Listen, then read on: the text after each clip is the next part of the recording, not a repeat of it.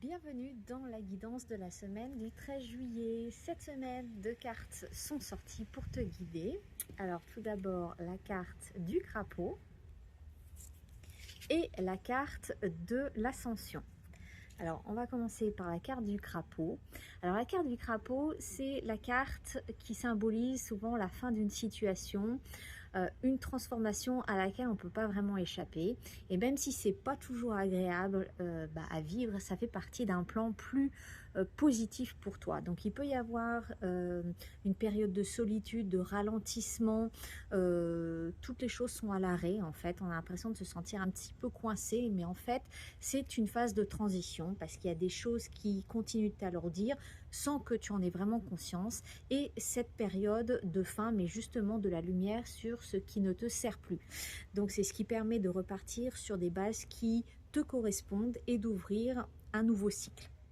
C'est là que la carte de l'ascension vient éclairer encore plus les choses. Cette carte, elle dit que si tu te sens piégé, coincé, c'est comme si tout était contre toi, qu'il y avait en sorte pas d'issue. Et en fait, la vraie question à te poser cette semaine, c'est qu'est-ce qui te fait te sentir aussi enfermé, bloqué, parce que très souvent, cette sensation de blocage, c'est pas une réalité, c'est surtout une illusion qu'on a fini par croire, parce que c'est une croyance souvent héritée, qu'on n'a même jamais remis en question.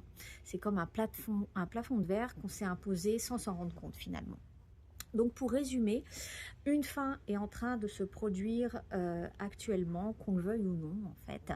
Et en même temps, on a une partie de nous qui résiste, qui s'accroche à l'ancien, qui se sont peut-être même piégés dans cette fin, alors qu'elle est justement en train de nous libérer.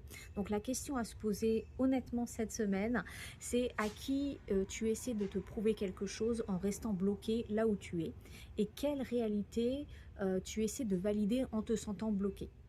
Parce que les seules limites qui existent vraiment, eh bien, ce sont celles qu'on s'impose à soi-même. Donc cette semaine, pour traverser toutes ces énergies, je te conseille de privilégier la patience, l'intériorisation, la réflexion, ne pas chercher à forcer les choses de l'extérieur. Le travail se fait avant tout en toi. Donc prends le temps de t'asseoir avec ces questions sans trop te précipiter vers une réponse.